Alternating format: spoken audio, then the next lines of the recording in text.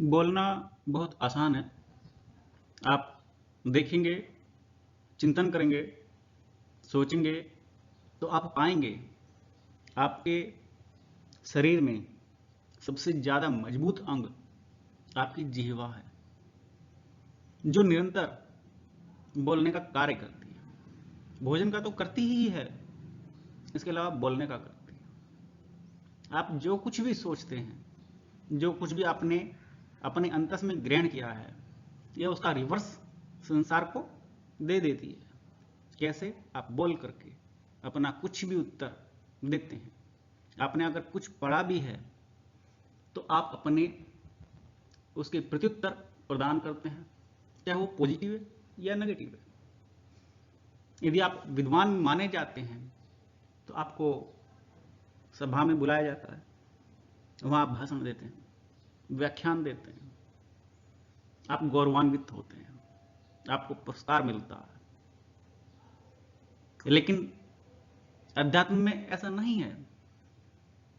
आध्यात्मिक क्षेत्र में तो गुरु बस मुस्कुरा करके चुप रहते हैं और शिष्य को भी यही सिखलाते हैं कि तू शांत रहना सीख, अपनी पंच ज्ञानेंद्रियों को, पंच कर्मेंद्रियों को और मन को शांत रखना सीख। गुरु कुछ विशेष नहीं पढ़ाता। गुरु केवल अनुसरण और अनुकरण के लिए कहता है कि जैसा मैं करता हूं वैसा तू करने की कोशिश कर।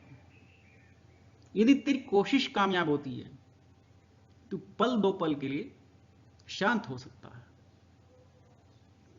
शांत होने से जो ज्ञान उत्पन्न होगा वो ज्ञान तुझे तेरी आत्मा तक पहुंच लाएगा। आत्मा तक पहुंचने का मार्ग आध्यात्मिक क्षेत्र में आता है।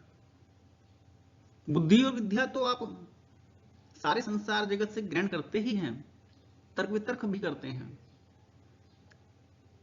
आपको बुद्धि को मजबूत बनाने के लिए, पुष्पित और पल्लवित करने के लिए, एकाग्र तर्क शक्ति प्राप्त करने के लिए पुस्तकें और ज्ञानजन मिलते हैं। इन सबसे बुद्धि पल्लवित होती है, बुद्धि मजबूत होती है, लेकिन आत्मा मजबूत नहीं होती। आत्मा के लिए तो आपको कुछ विशेष कर्मों के लिए अपना बहुत सुख खोना पड़ेगा, बहुत सा त्याग करना पड़ेगा। जब आप शांत हो जाएंगे, जब आप कुछ ग्रहण करने लायक हो जाएंगे, तब गुरु अपना एक बल आपको प्रदान करेगा।